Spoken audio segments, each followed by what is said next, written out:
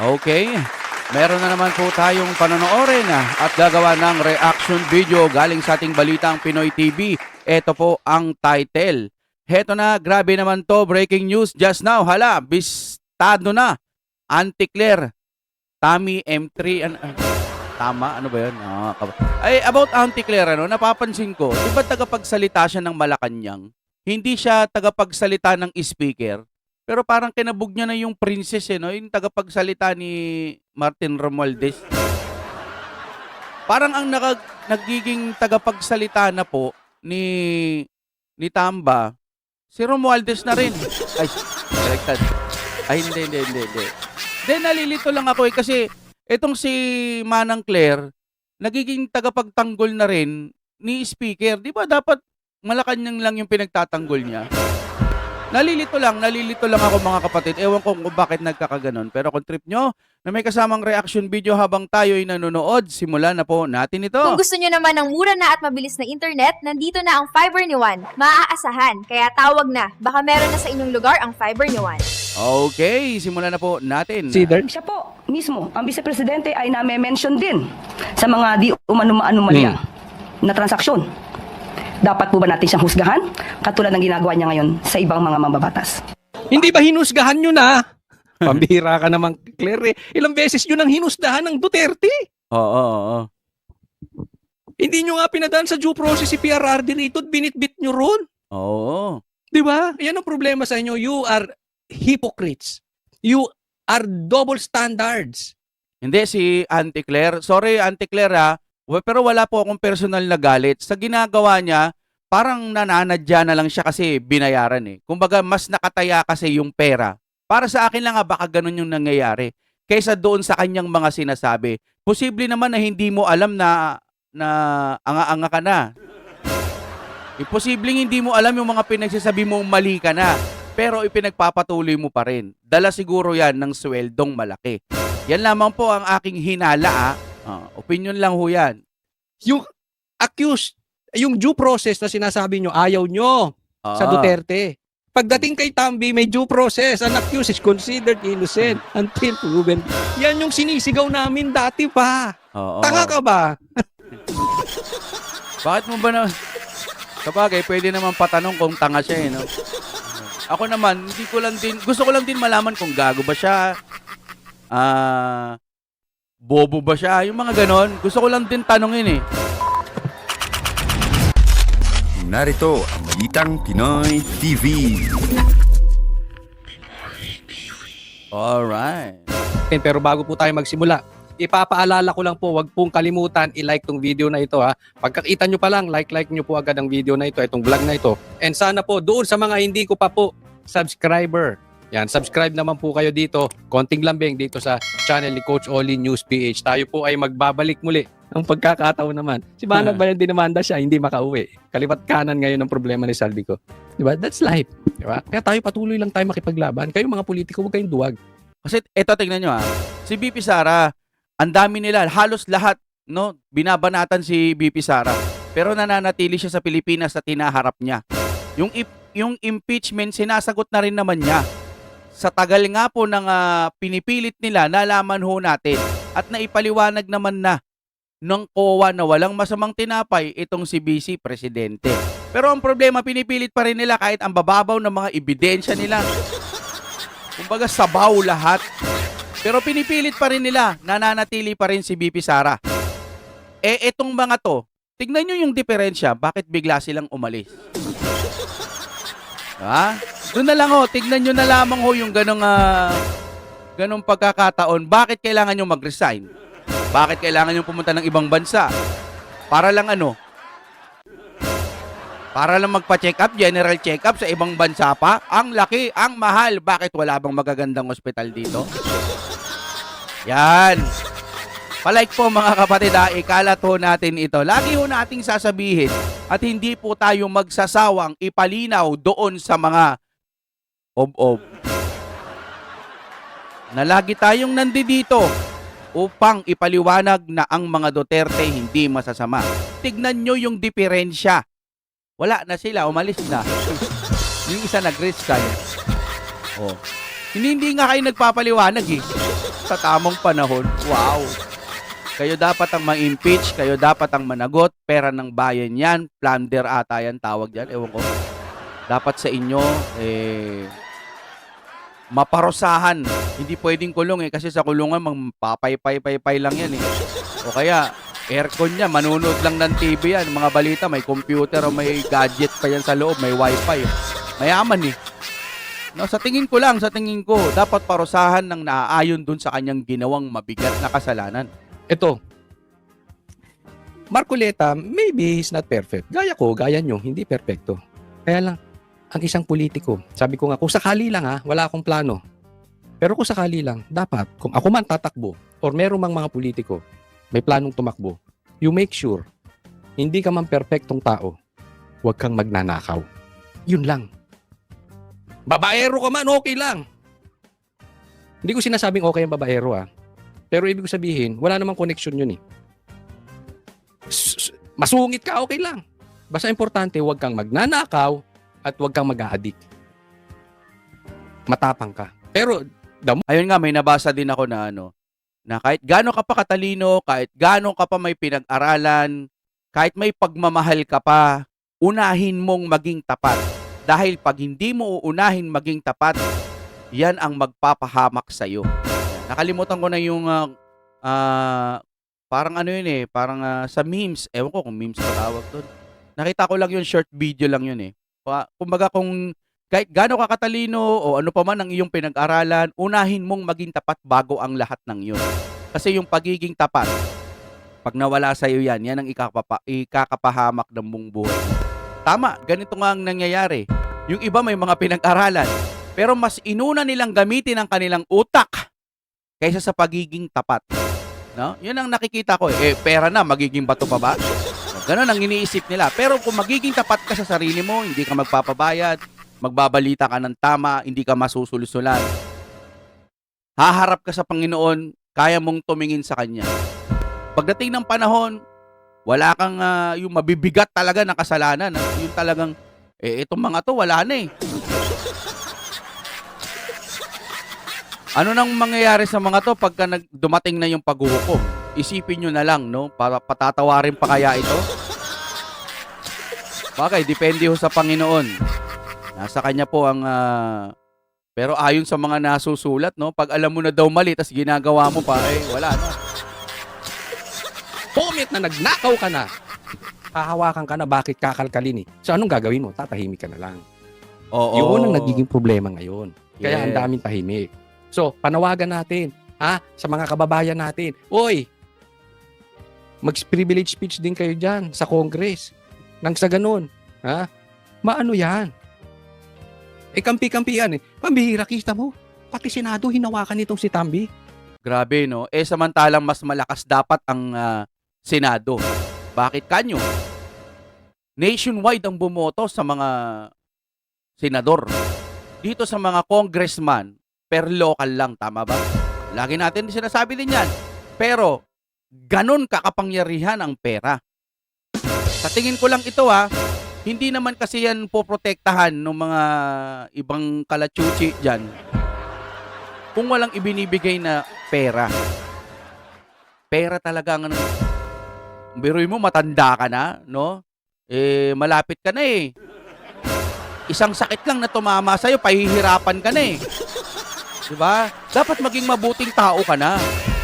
Para kahit papano, kahit pag may sakit ka, papanalangin ka ng mga kapwa Pilipino, mamahalin ka ng mga kapwa Pilipino. Pero pag masamang tao ka na, tapos nagkasakit ka, tatawanan ka pa, deserve. Gaganyanin ka pa ng mga yan. Matatanda na kayo. Si BP Sara, sabihin na natin o sige, napabagsak nyo si BP Sara, hindi na talaga siya pwedeng tumakbo. Bata pa yan, baka pwede pang magawan ng paraan para makatakbo sa mga susunod pang taon. Kayo wala na, matatanda na kayo. No? Lalo na yung nandun mga senador sa yung mga senador yung namumuno ngayon. Matanda na po tayo. Dapat ang gawin na lang ho natin, magbago, maging tapat sa puso. Hindi yung ganyan, tagapagtanggol pa kayo. Huwag hong ganon. Tumatanda ho ang tao, hindi ho pa bata. Mahirap humarap sa Panginoon pag ganyan. Hindi sa dinadamay ko ang salita ng Diyos, ano? Yun ho kasi ang katotohanan. Unahin mong maging tapat. Ha? Kaya gustong-gusto ko yung ginawa ni Cheese. Cheese, labanan mo to hanggang dulo. Yun. Kasi mga duwag, yung mga senador na dyan, yung kasamahan mo dyan, mga duwag. Tingnan nyo po to next. Okay, tingnan naman natin. Sabi ko nga sa inyo, sa Pilipinas ngayon, dalawa lang. Tuta ka ni Tambi o kalaban ka ni Tambi.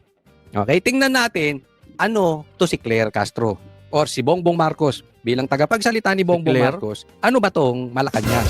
Tuta ni Tambi o kalaban ni Tambi? Tuta ni... Si Claire kasi tagapagtanggol na rin, no? Bobo ba talaga yun? Tanong lang naman.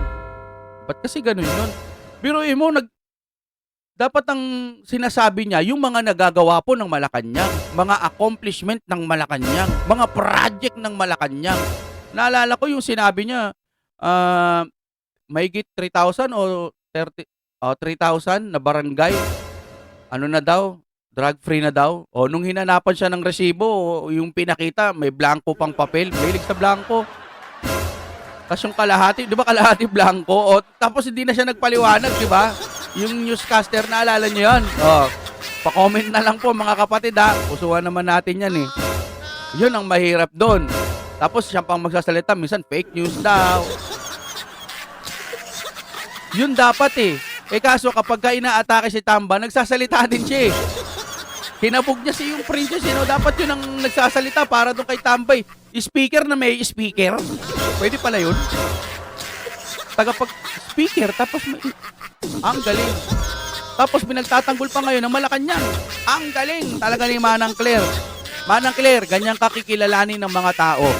Wala ka nang magagawa. Ang problema naman, kasi nga may pera, wala siyang pakialam. Wala pakialam, basta ako, may sweldo ko. Trabaho ko to eh. Ganyan talaga ang politika. Ayan, ganyan yung mga salitaan ng mga paniniwala nilang ganyan lang daw talaga. Talaga ng Malacanang ang naging pahayag ni Senator Francis Escudero na sumusunod sa script si dating House Speaker Martin Romualdez. Kaugnay ito sa mga naging pagdinig ng Kamara sa flood control scandal. Isipin nyo ha, ang inatake ni Cheese, si Romualdez. Pero ang tagapagtanggol, si Auntie Claire. Bobo ba talaga yan? Grabe naman.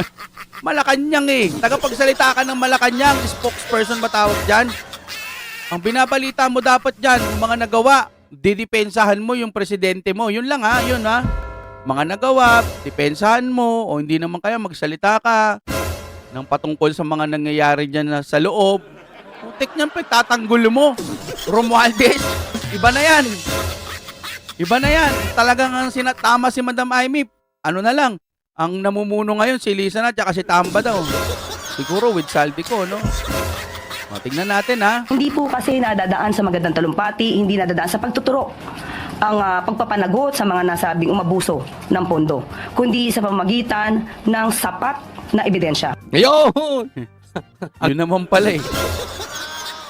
No? Sa kanya na mismo galing eh, no? Ang linis, no? Ang linis ni Bongbong. Ang linis ni Claire. Hindi raw natadaan sa talumpati. Tama. I-apply mo yan kay Bongbong. Hindi nadadaan sa magandang talumpati kung hindi sa ebidensya.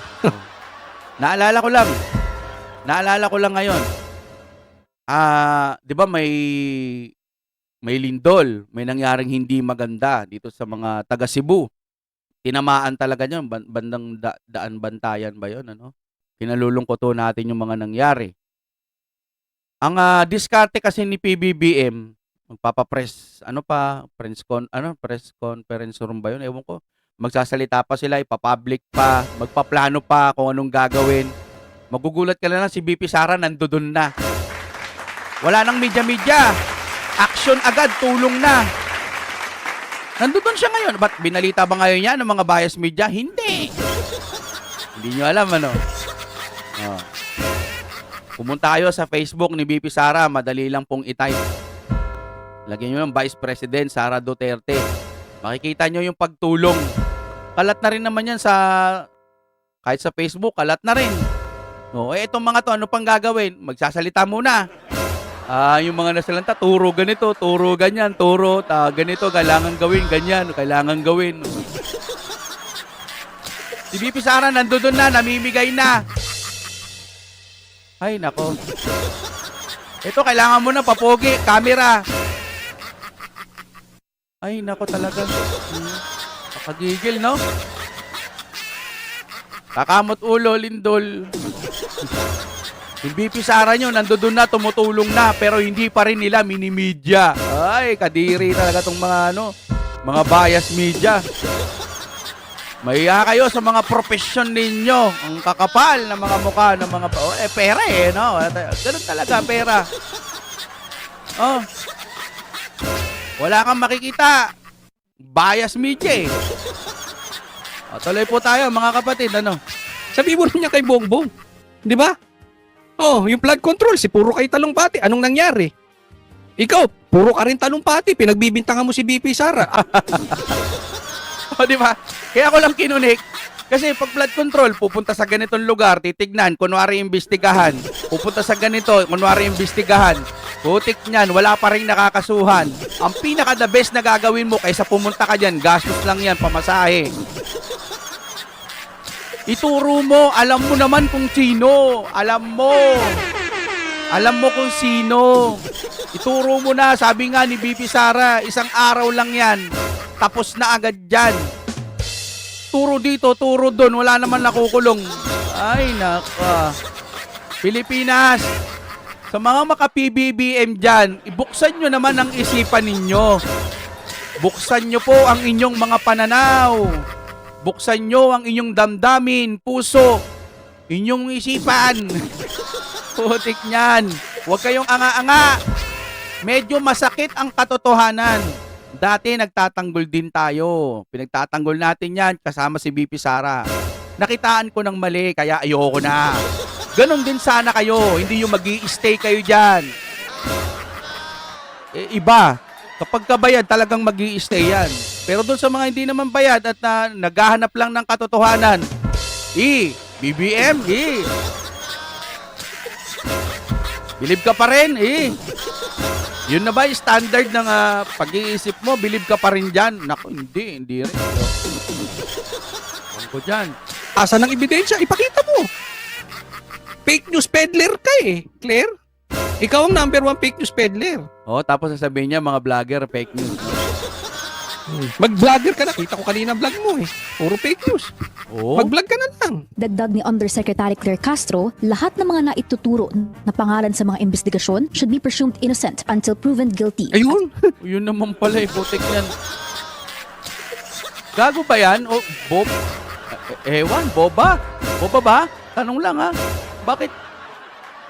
Si Tatay Digong pinunta doon. Tinuturo lang naman, hindi pa naman naakusahan, hindi pa naman pala guilty. Bakit dinala doon? Si BP Sara, ilang beses nyo nang inusgahan. Kayong dalawa umalis. Nag-resign tsaka lumipad, nagpa-general check-up.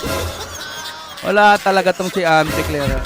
Mabuti na lang, lagi nyong iisipin na kapag nandiyan dyan si Auntie Claire, palatandaan lang yan na mas malawak ang pangunawa mo. Kapag nakakakita ka ng ganito tapos attorney, magpasalamat ka sa sarili mo.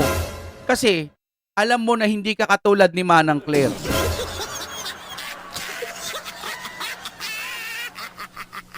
Wala na tong gobyerno na to. Wala tayong magagawa. Ba't adan? Palike po ng ating video, mga kapatid. Maraming salamat po sa inyong panonood. Lagi nating suportahan ang mga Duterte. Lagi nating suportahan ang mga kaalyado ng Duterte. Dahil nandito ang katotohanan. Kahit sabihin pa nila na ang DD shit. Wala, yun ang paniniwala nila Sila, BBM. Wala, ang gusto nila yung ganun lang. Basta tayo, solid tayo. Dahil nakita nating may pagbabago na baka hindi nila nakikita, puro lang Duterte masama. No? Bantayan nyo Bantayan nyo yung sa Lindol. Baka isisi na naman yan sa Duterte. Mahirap na. Ingat kayo dyan, mga kapatid. Hanggang dito na lamang. Maraming salamat po. Oh my God, we're back again.